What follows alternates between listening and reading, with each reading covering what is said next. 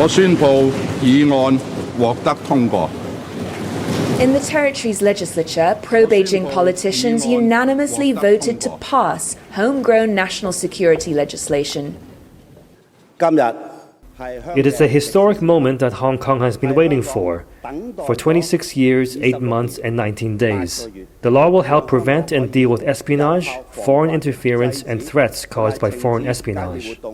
Article 23, as it's known, includes new national security offences and updates existing ones, including treason, sabotage and mutiny, all of which will become punishable by up to life in prison. It also raises the maximum penalty for crimes linked to sedition to 10 years imprisonment.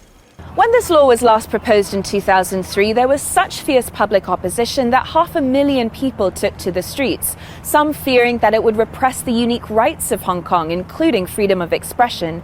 Now, there's not been anything like that, and people I've spoken to have refused to even comment about the law. Human rights lawyer Mark Daly worries that the law could be used to silence critics.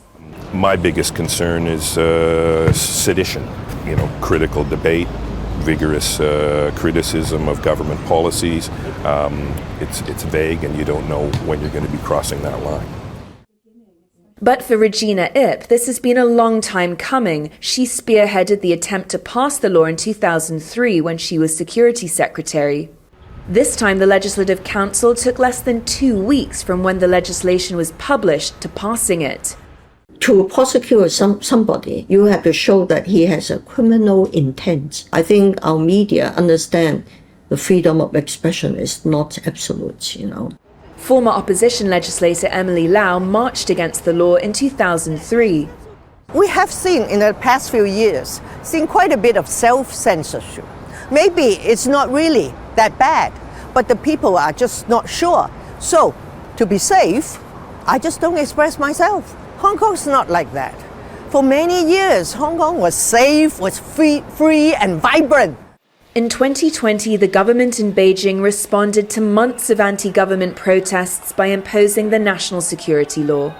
Since then, opposition politicians in Hong Kong have been jailed or fled the city, civil society groups disbanded, and some media outlets shut down. Hong Kong is trying to woo back foreign business despite the presence of the Beijing-imposed national security law.